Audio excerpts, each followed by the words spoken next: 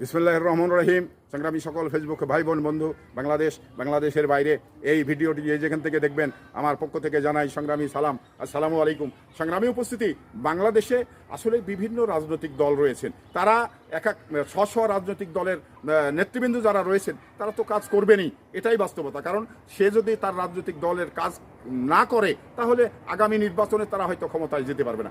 এই চিন্তা থেকেই কিন্তু তারা এক একটা নেতৃবৃন্দ কাজ করে যাচ্ছেন। তো আমি বিএনপির নেতৃবৃন্দকে একটি কথা বলতে চাই, কারণ আপনারা শুধু ভাগ বন্টন নিয়ে ব্যস্ত না থেকে আপনার দলের কাজ করেন। কারণ আপনাদের দল ক্ষমতায় যায়নি, এখন ভাগ বাটোয়ারা এবং শিবির, জামাত শিবির, এনসিপি তারা কিন্তু বিএনপির দিকে যথেষ্টভাবে আঙুল তুলে এবং মব তৈরি করে তারা কিন্তু বিএনপিকে বিতর্কিত করার চেষ্টা করছেন। সে বিষয়টাও কিন্তু আপনাদের মাথায় রাখতে হবে। এগুলো যদি আপনারা মাথায় না রাখেন তাহলে বিএনপি কিন্তু আপনাদের যথেষ্ট বিতর্কের জায়গায় চলে যাবে এবং যথেষ্ট বিতর্ক তৈরি হবে। তো সেই বিতর্কগুলোকে উপেক্ষা করে আমাদের আগামীতে ক্ষমতায় যাওয়ার জন্য যে কাজগুলো করার দরকার সে কাজগুলো আমরা করে আমাদের দল যখন ক্ষমতায় যাবে তখন আমি ছোট নেতা বড় নেতা এটা বিষয় না, আমি ছোট নেতা হলেও আমার জায়গা থাকবে, এটা আমি মনে করি। তো সেই জায়গা থেকে আপনাদের সবার চাওয়া পাওয়ার